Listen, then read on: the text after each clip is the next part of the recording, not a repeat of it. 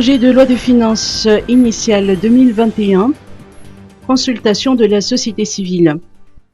Le Sénat a reçu le collectif des citoyens et des organisations citoyennes et le secteur privé représenté par le syndicat des industries de Madagascar dans le cadre d'une séance d'imprégnation du projet de loi des finances 2021 hier au palais d'Anouskene. Les échanges ont duré 2h30. À cette occasion, la société civile a pu partager son analyse et point de vue sur ce projet de loi de la manière la plus rigoureuse et impartiale possible, tout en considérant les enjeux et les besoins nationaux actuels au regard de la situation mondiale, d'après leur communiqué. Rappelant que la société civile avait sollicité une rencontre avec l'Assemblée nationale en vue d'améliorer le PLFI avant son adoption le 27 novembre dernier, mise en vain. Elle réitère son appel pour que l'Assemblée nationale laisse la porte ouverte aux concertations en cas de deuxième lecture du projet et pour les prochains processus budgétaires. Elle souhaite le renforcement de la plateforme de concertation qui a été initiée par le Sénat ces 2 dernières années.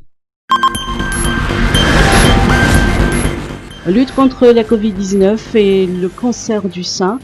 Route B ce dimanche à Analakeli. Dans la crainte d'une deuxième vague de coronavirus, le ministère de la Santé publique rappelle que le virus court toujours et qu'il est crucial de respecter les gestes barrières. Par ailleurs, une manifestation intitulée Route B sera organisée à Analakeli le dimanche 6 décembre dans le cadre de la lutte contre la Covid-19 et le cancer du sein. Pour le bon déroulement de cette manifestation, la commune urbaine d'Antananarivo informe que des mesures seront prises afin de gérer la circulation aux alentours de la place de l'Indépendance. L'accès à l'avenue de l'Indépendance sera ainsi coupé ce dimanche de 7h30 à 13h. Il en est de même pour la rue du 26 juin 1960 qui sera fermée partiellement.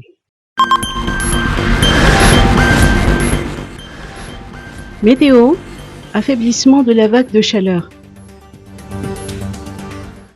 Le risque de vague de chaleur s'affaiblit sur le territoire national. Selon les services météorologiques, les températures maximales connaîtront une baisse significative durant cette semaine. Cela est dû au retour des activités orageuses. Cette situation écarte le risque de conditions extrêmes. Toutefois, la formation d'un système dépressionnaire pourrait survenir au large de l'est de l'île en fin de semaine. Globalement, on s'attend au retour d'un temps humide et instable. Les orages seront de retour sur plusieurs régions du pays et des averses et des pluies orageuses sont à prévoir pour cette semaine principalement sur les terres centrales, le nord-ouest, Antimotsnanan et dans le district de Sambaran. Vers vendredi, l'intérieur des régions Anjou et Anous pourrait avoir quelques pluies passagères. Foudre, les mesures à prendre. La formation d'orage en plein été est courante et le service de la météorologie d'Apandinumbi nous donne quelques conseils de précaution. Le plus dangereux dans l'orage est la foudre qui frappe sans prévenir. Les conséquences sont parfois fatales. Le service de la météorologie tient à faire savoir qu'il est déconseillé de sortir ou d'effectuer une activité prolongée en plein air par temps orageux. La foudre frappe le plus souvent à l'extérieur et il est donc important de ne pas se mettre en situation de cible. Il faut également s'éloigner des points culminants, saillants et métalliques et surtout ne pas se réfugier sous un arbre isolé. Et pour finir, éviter les douches et les bains en temps orageux.